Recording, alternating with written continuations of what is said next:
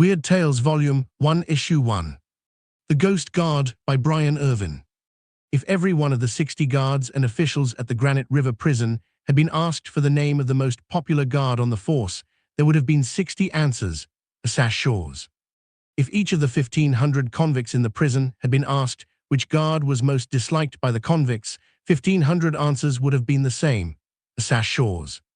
If some curious person had asked of each convict and each guard, who is considered the most desperate, the hardest, the shrewdest criminal in the prison, the answer would have been unanimous: Malcolm Halsey, the lifer.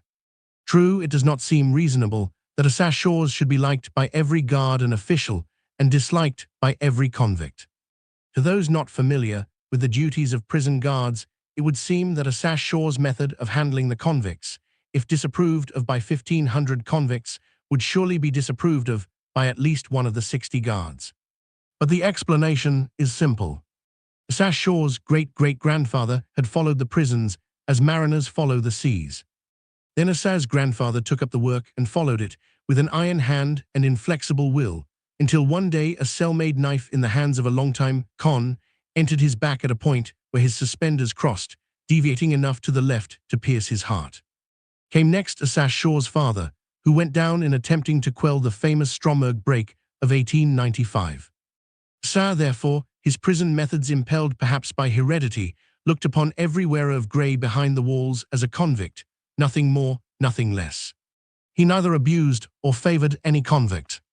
A one-year man was to Asa a convict, and no better than the man who was serving a life sentence.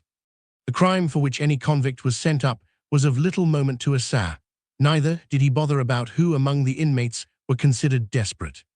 The fact that a man wore prison grey was sufficient, whether he be a 6-month sneak thief or a 99-year murderer. When Asa shot and killed Richard Mutt Allison, when the latter attempted to escape, the warden had said, "There was really no need of killing that half-witted short-termer, Asa. He was doing only a year and was perfectly harmless. A shot in the leg or foot would have been better." And Asa's reply had been, "I had no idea who the man was, though I have seen him dozens of times, and I did not know how long he was doing. But I would have made no difference if I had known. He was a convict, sir, and he was attempting to escape. If he was only half-witted, as you say, he should have been in the insane asylum, not in the penitentiary." So that was that. If Asa ever gave a convict a smile, it had never been recorded. It is a known fact that he was never seen to frown upon a convict. He was, in short, the smileless, unyielding personification of duty, and every convict hated him for what he was. When Asa shot, he shot to kill, and he never missed. 4 little white crosses on the bleak hillside near the prison proclaimed his flawless marksmanship. Why was this big sandy-haired, steel-blue-eyed, middle-aged Asa Shores liked by his brother guards? There were many reasons why. It was as if Asa's unnatural, cold, vigilant, unfeeling attitude toward the convicts was offset each day when he came off duty by a healthy, wholesome desire to drop duty as a workhorse sheds an irritating harness. He was the life of the guards' quarters, a big, good-natured, playful fellow who thoroughly enjoyed a practical joke, whether he be the victim of the joke or the instigator. If he had a temper, he had never allowed it to come to the surface. He excelled in all sports in the gymnasium, and somewhere, somehow, he found more funny stories than any other man on the force. The trite old saying that he would give a friend the shirt off his back fitted him like a new kid glove. He gave freely to his friends, and in giving seemed to find real joy. After 12 years' service on the guard line, Asa was still an ordinary wall guard. This would seem discouraging to many, but not so to Asa. It was not generally known that he drew a larger salary than did the other wall guards. He was an excellent wall guard. Hence, he was kept on the wall, while newer men on the force were promoted to better positions.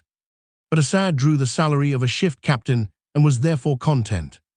He did not even seem to mind when he was taken from comfortable Tower No. 1, morning shift, and detailed permanently to Tower No. 3 on the graveyard shift at night from 8 p.m. to 4 a.m.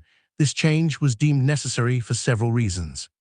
First, because Asa positively refused to discriminate between short-termers and long-termers, or desperate men and harmless nuts, when using his rifle to stop a break or the attempt of a single convict to escape.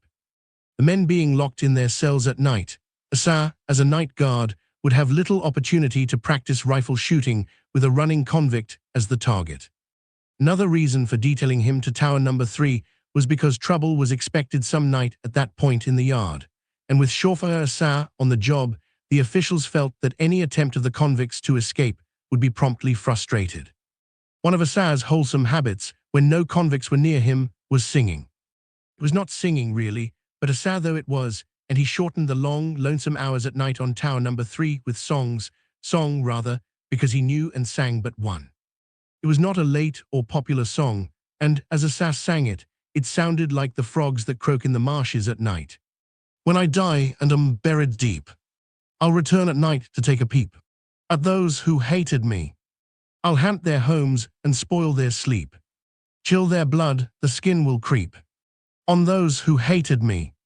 Not a pretty song, nor did it make cheerful those guards who passed near Tower Number 3 while making the night rounds. But Asa loved that song. It was while the wall was being extended another 200 feet to make room within the enclosure for a new cell house that Asa shot the lifer, Malcolm Halsey.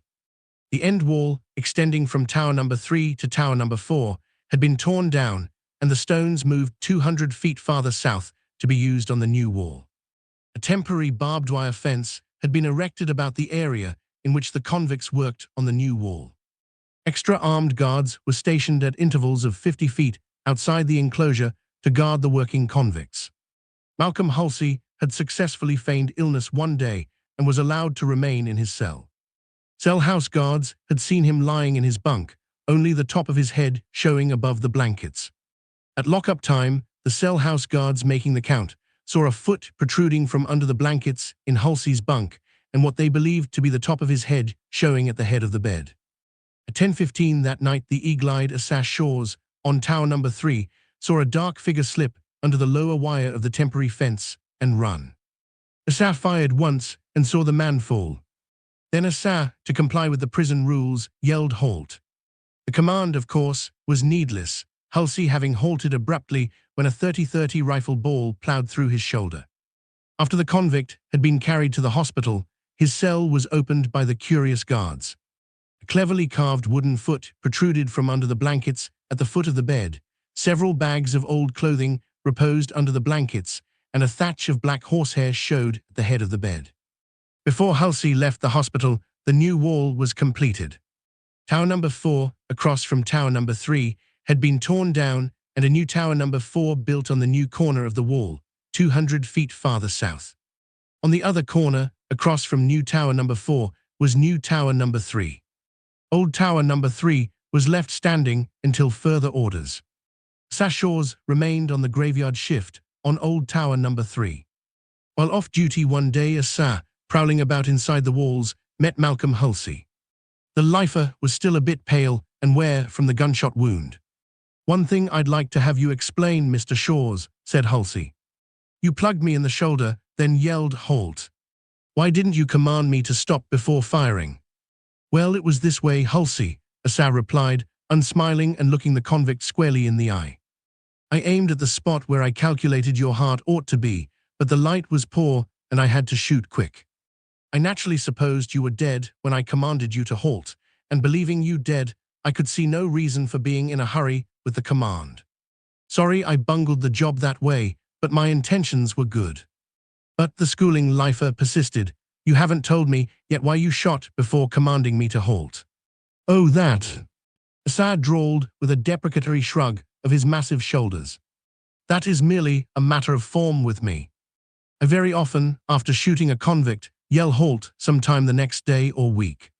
Besides, if you had a nice chance to bump me off, you wouldn't say, 'Beware, Mr. Shores, I'm about to kill you.'"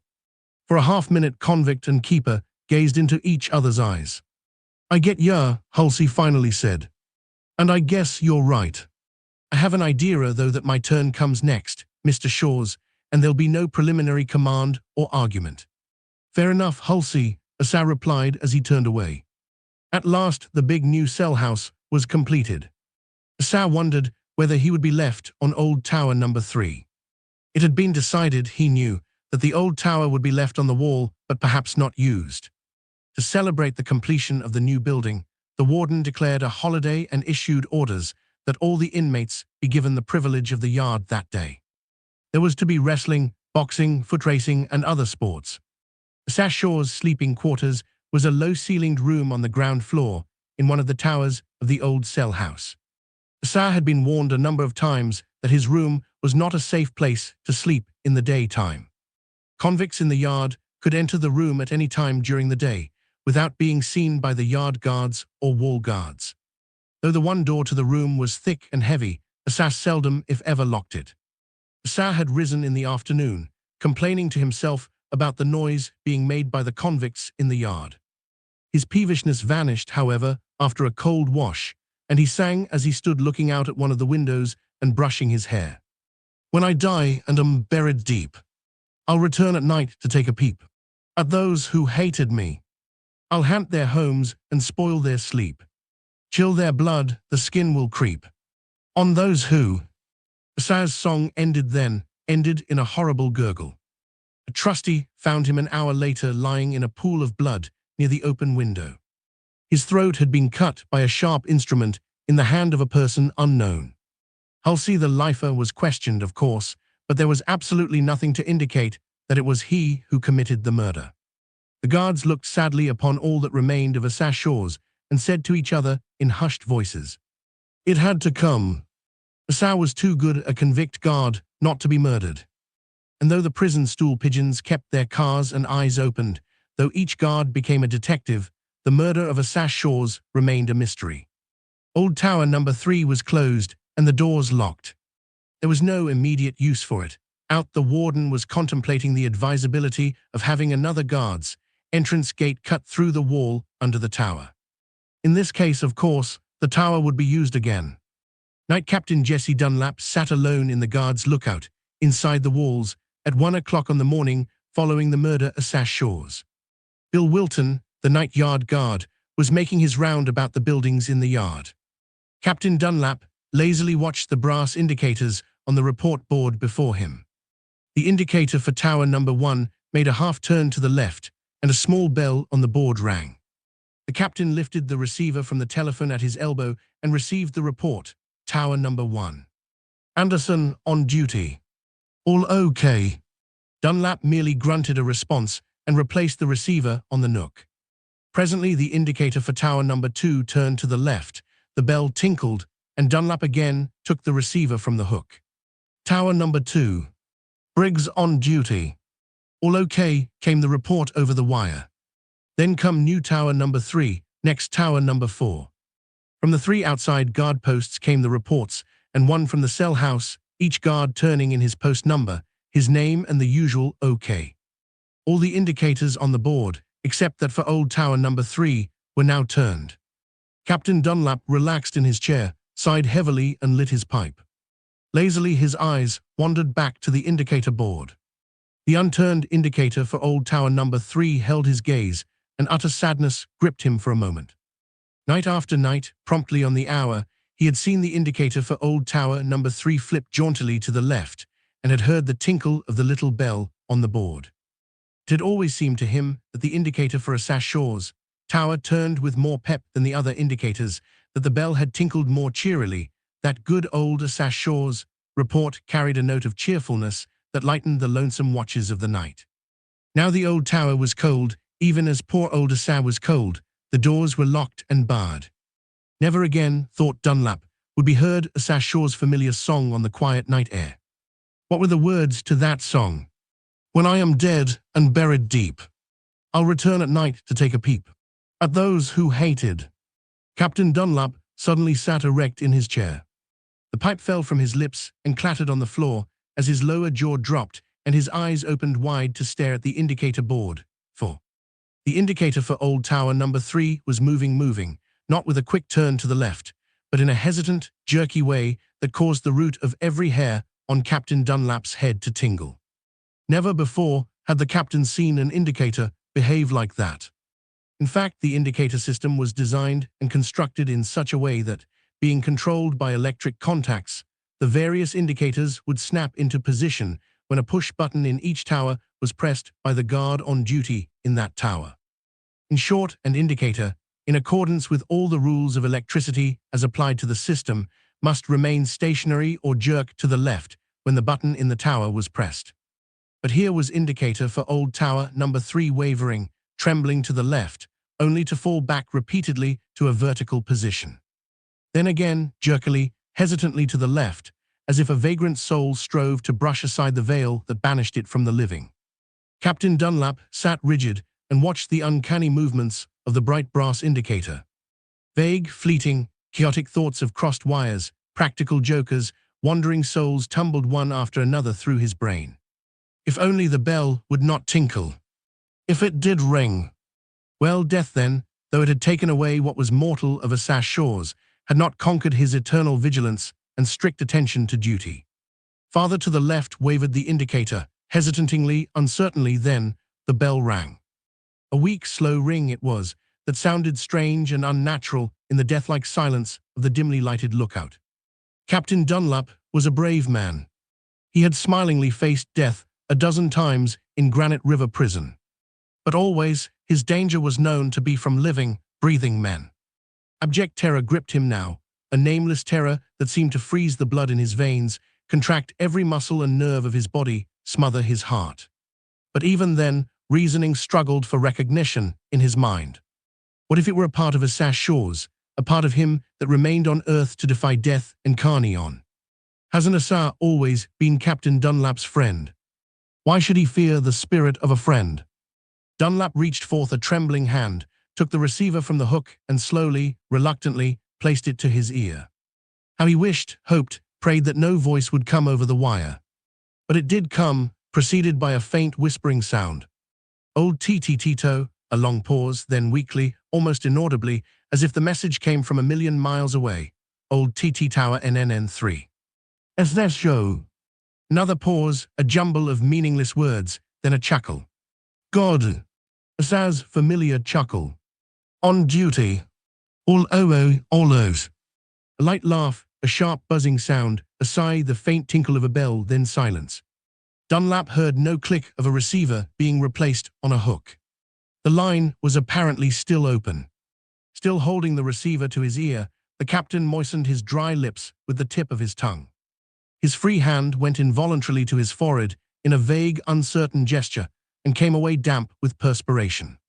Must he answer that ghost call? Must he speak to that thing that held the line? When he at last spoke, his voice was husky, a strange voice even to him. Who did it, Asa? Who, if you are dead, if this is you, Asa, tell me, who did it? Again that queer, unfamiliar buzzing sound. Then from old tower number 3, or from beyond the grave perhaps, came a faint, whispering, uncertain voice. It was. The voice ended in a gurgle. Dunlap replaced the receiver on the hook, and as he did so his eyes rested on the indicator board, and he gasped sharply, for the indicator for old tower number 3 went wavering, trembling back to a vertical position on the time dial. This unheard-of behavior of the indicator was the deepest mystery of all. The indicators, each controlled independent of the others by push buttons in each tower, were constructed mechanically to turn only from the right to left. The indicator for old tower number 3 had turned back from left to right. Captain Dunlap made no effort to solve the mystery. Old tower number 3 was securely locked and could not be approached except by crossing over the wall from new tower number 3 on the southeast corner of the wall or from tower number 2 on the northeast corner of the wall. Dunlap himself had closed and locked the doors and windows to the tower. There was but one key to the tower doors, and that key was in Dunlap's pocket. Unlike the other towers, old tower number 3 could not be entered from the ground outside the wall. It was built solidly of stone from the ground up, and the only entrances were the 2 doors communicating with the top of the wall on either side of the tower. Besides, strict orders had been given that no one enter the tower unless ordered there by a shift captain. And 2, in the glare of the arc lights near the wall, it would be impossible for anyone to cross the wall to the tower without being seen by other wall guards. Could the mysterious report have come from one of the other wall towers? Impossible for this reason.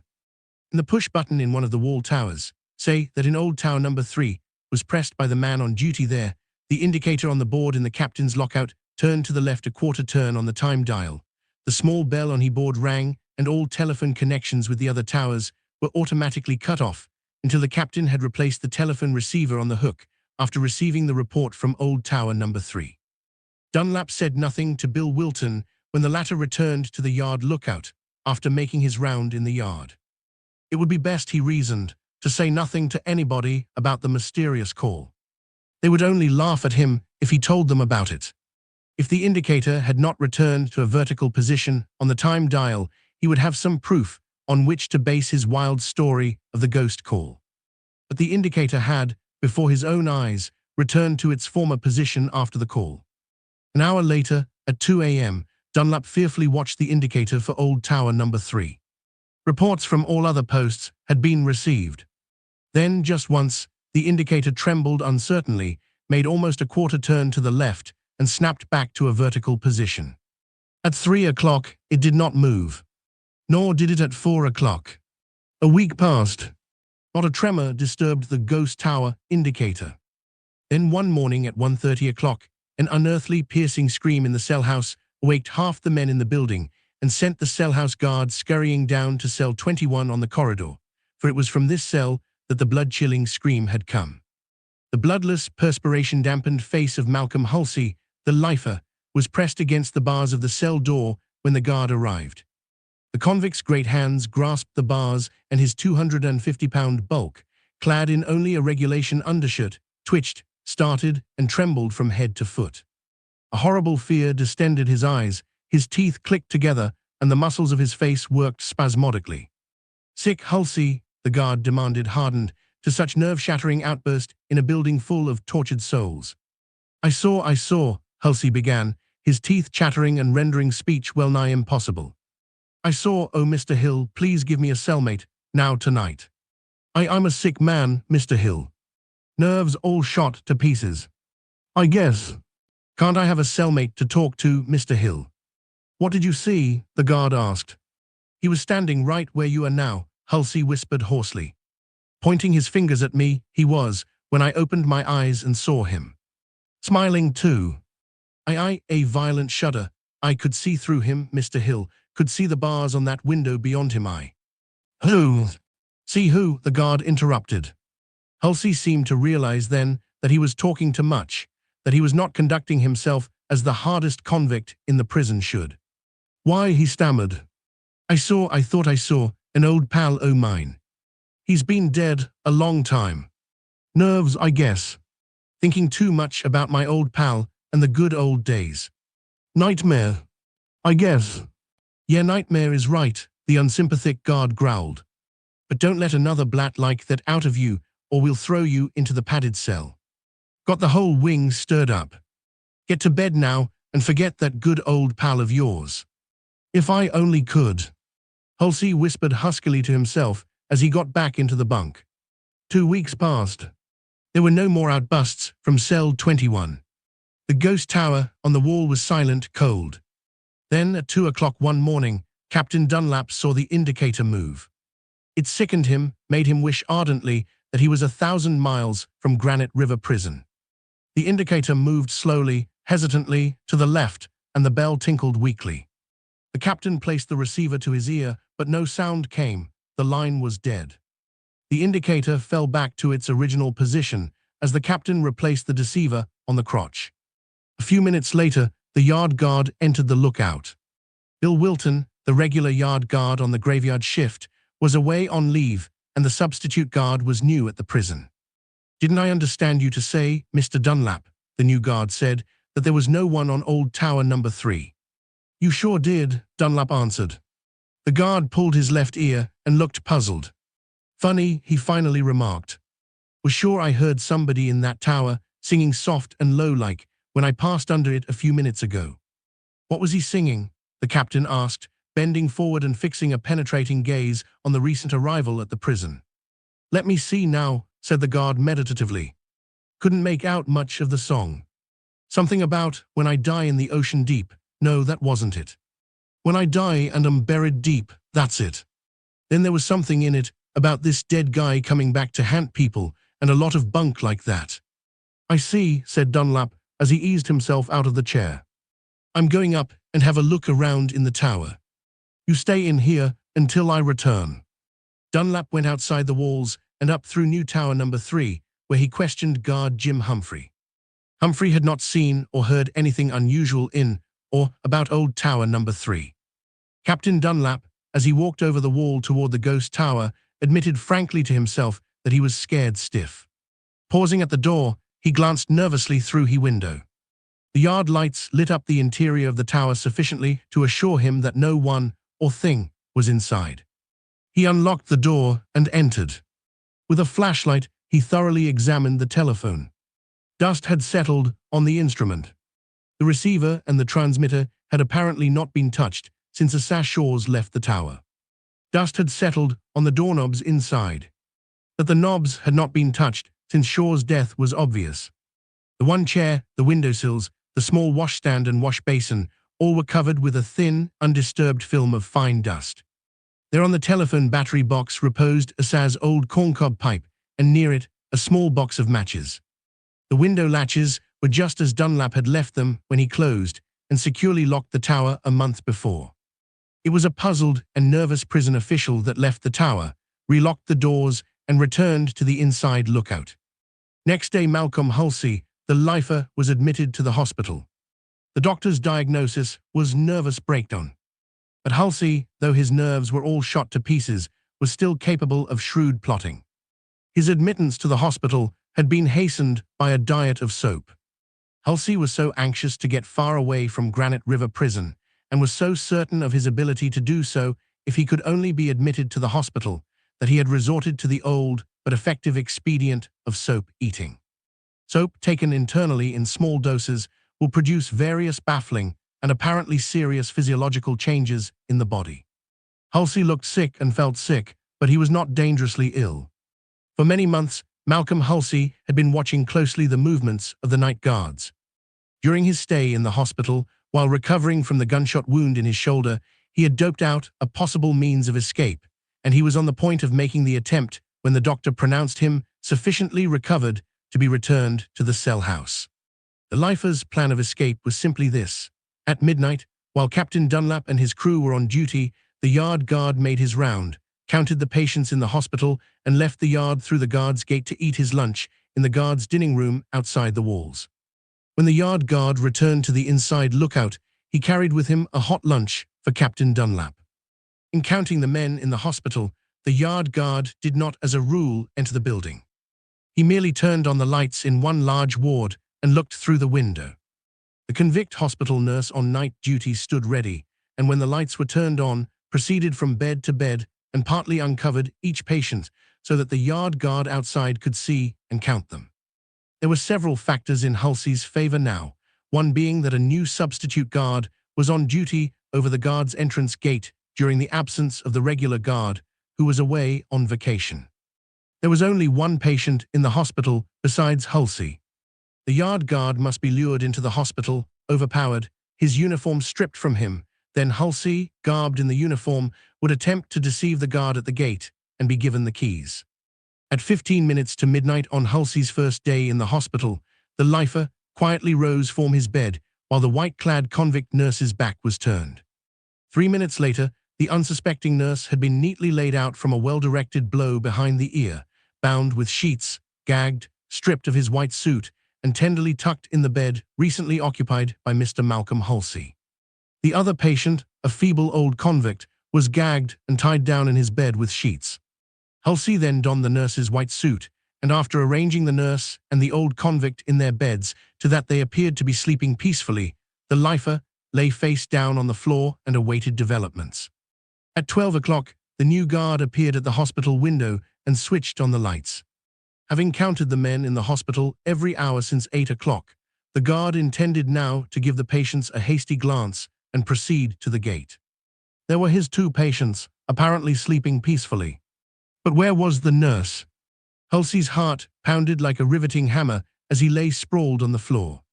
Would the ruse work? Would the guard enter the hospital to investigate, or would he report to Captain Dunlap when he saw the white-clad figure on the floor?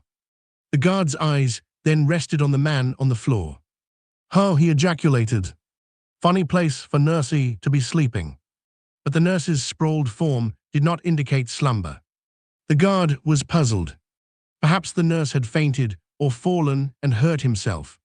The guard tapped on the window with a key. No answer, no movement of nurse or patients. Then the unsuspecting screw locked the door and entered. An older guard would have reported to the captain. He was in the act of bending over to turn the pseudo-nurse upon his back when his ankles were suddenly seized and his feet perked from under him. The guard's head struck an iron bedstead as he fell, thus relieving Halsey of the unpleasant job of beating him into unconsciousness. Several minutes later, the lifer, wearing the guard's uniform, boldly approached the gate. "What's on the menu tonight, Frank?" Halsey casually asked, pulling his hat further down over his eyes. "Same old thing, hash," the gate guard answered as he lowered the keys. Though the suspense, anxiety, and uncertainty were terrible, Halsey whistled calmly as he unlocked the first gate. The large bull lock on the outside gate was not so easily unlocked. Halsey fumbled, his hands shook, in spite of all he could do to keep it up, wheezed, went off key, then died in a discordant wail. "Say," the gate guard suddenly blurted. "Look up here. By cracky, your actions don't look good to me." Hulsey did not look up. He gave the key another frantic twist, and the lock opened. In that short space of time, the wall guard had raced into the lookout and seized a shotgun. As he stepped to the door of the lookout, a dark figure disappeared around the corner of a building 20 feet from the gate. A moment later, the alarm in the guards' quarters rang frantically, and a dozen sleepy-eyed men tumbled from their beds, slipped on shoes and trousers, and ran out into the yard. The gate guard could only tell where he last saw the escaping convict. To capture the man on such a dark night seemed hopeless, considering, too, that the fleeing man had a 7-minute start. However, the half-dressed guards scattered and made for a heavy willow thicket several hundred yards beyond the spot where the convict was last seen. For 5 minutes after the pursuing guards disappeared in the darkness, silence reigned over the prison. Then, from a distant point in the dark thicket, a hair-raising, half-animal, half-human shriek of mortal terror shattered the stillness of the night and echoed and re-echoed about the high prison walls. White-faced guards, temporarily unnerved by that fearful wail, crashed through the brush, their flashlights playing about like the eyes of spending demons. Then they found Malcolm Halsey, the lifer. Groveling face down in the mud of a little creek bank, hands clutching at empty air, great spasms of maniacal terror passing through his body, the one-time terror of the prison muttered insane, incoherent things. 2 guards pulled him to his knees. Others turned flashlights on his face, a face such as is seen in horrible nightmares, a ghastly face, partly covered with black mud, a pallid face where it shone through the grime. The eyes were wide, protruding, glassy. See, the convict rasped hoarsely, pointing a mud-smeared hand at a dense black nook in the thicket. "See, he stands there and points at me and laughs. It's Asa Shores. He's been in my cell every night for weeks, laughing at me. He sang a death song to me, always sang, always laughed. Wouldn't let me sleep. He's coming toward me. Stop him, please." Then another horrible shriek, a shudder, a gasp, and the guards dropped the lifeless form of Malcolm Halsey in the mud. By some queer whim of fate, the speechless guards involuntarily switched off their flashlights. Utter darkness, utter silence enveloped them. Then a faint sound was heard. "Listen," came the hoarse voice of guard Jerry Clark. "Do you hear it?" Very little of it could be heard. It was a faint sound and growing fainter. "When I die and am buried deep, I'll return at night too." Then it was gone, and all was still again.